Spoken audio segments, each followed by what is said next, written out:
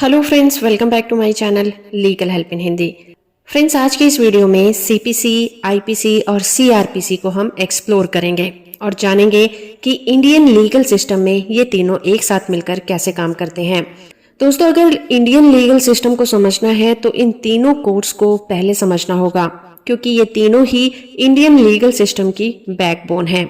जहां CPC civil litigation को govern करती है, वहीं सीआरपीसी क्रिमिनल केसेस को इन्वेस्टिगेट और उनके प्रोसेस की बात करती है, और आईपीसी अलग अलग क्राइम के लिए सजा की बात करती है।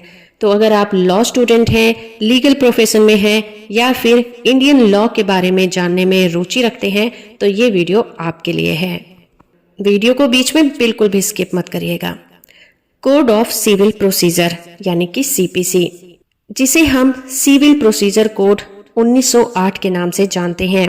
इसमें कुल 158 सेक्शन है और 51 ऑर्डर दिए गए हैं।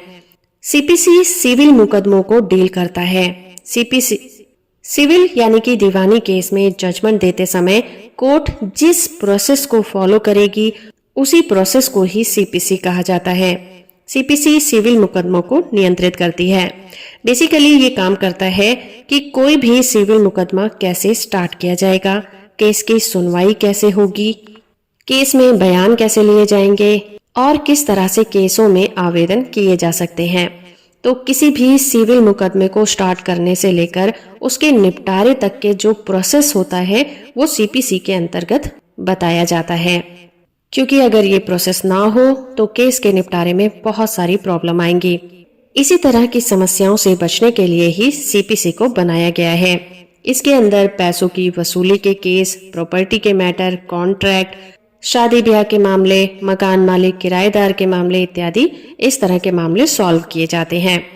फॉर एग्जाम्पल, कोई मकान मालिक अपने किराएदार से बहुत ज्यादा परेशान है, वो उसका मकान खाली नहीं करता है, तो किराएदार को उसका घर खाली कराने के लिए मकान मालिक को उस पर केस करना होगा, जो कि सीपीसी के द्वारा बताए गए प्रोसीजर को फॉलो करके ही किया जा सकता है।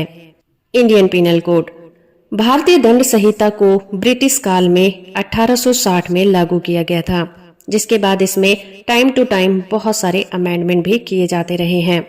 धारा 370 को हटाए जाने के बाद अब आईपीसी जम्मू कश्मीर के साथ पूरे भारत में लागू है। इसके अंतर्गत 23 चैप्टर हैं, जिनमें की 511 धाराएं बताई गई हैं। आईपीसी भारत में होने वाले अलग अलग अपराध की डेफिनेशन और उनकी सजा की बात करता है। ये उन बातों की रूपरेखा तैयार करता है जिन्हें अपराध माना गया है। जैसे कि कोई व्यक्ति चोरी करते हुए पकड़ा जाए तो उस व्यक्ति पर आईपीसी के सेक्शन 378 लगाई जाएगी, क्योंकि चोरी को इस धारा में डिफाइन किया गया है और इस धारा में चोरी की सजा और जुर्माना डिसाइड किया गया है। जैसे आरोप साबित हो जाने पर उसे 3 साल की सजा या जुर्माना या फिर दोनों लगाए जा सकते हैं। आईपीसी कानूनों का एक समूह है जो अलग अलग धाराओं की व्याख्या करता है।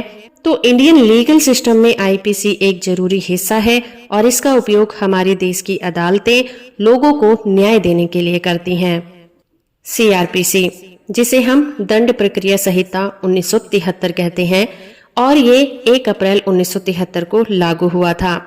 जब कोई भी क्राइम होता है तो पुलिस क्राइम की जांच करने के लिए 2 तरह के प्रोसेस को अपनाती है, एक आरोपी के रिलेशन में और दूसरा पीड़ित के रिलेशन में। सीआरपीसी में इन्हीं बातों का ब्यौरा दिया गया है। पुलिस किसी भी मामले में उस मामले की इन्वेस्टिगेशन कैसे करती है।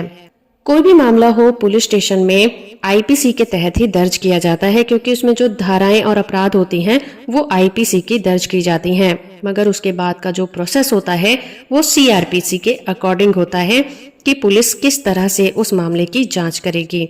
तो सीआरपीसी में कुल 37 चैप्टर हैं और 484 धाराएं दी गई हैं। फॉर एग्जाम्पल, किसी व्यक्ति को मर्डर केस में गिरफ्तार किया गया है तो पुलिस संदिग्ध से पूछताछ करने से लेकर आरोप लगाने तक जो भी प्रोसेस को अपनाती है वो सीआरपीसी के बताए गए प्रोसेस के अनुसार फॉलो करते हुए ही वो किया जाता है। तो दोस्तों, सीपीसी सिविल लिटिगेशन को नियंत्रित करती है, वहीं आईपीसी क्रिमिनल ऑफेंस को और उनकी पनिशमेंट को डिफाइन करती है, और सीआरपीसी क्रिमिनल केसेस की इन्वेस्टिगेशन और मुकदमा चलाने के प्रोसेस को डिफाइन करता है। होप कि आपको ये इन्फॉर्मेशन अच्छी लगी होगी। इसी तरह की लीगल जानकारियों से अपडेट रहने के लिए आप हमारे चैनल को सब्सक्राइब कर सकते हैं। वीडियो अच्छी लगी है तो आप इसे लाइक और शेयर करना बिल्कुल मत भूलें।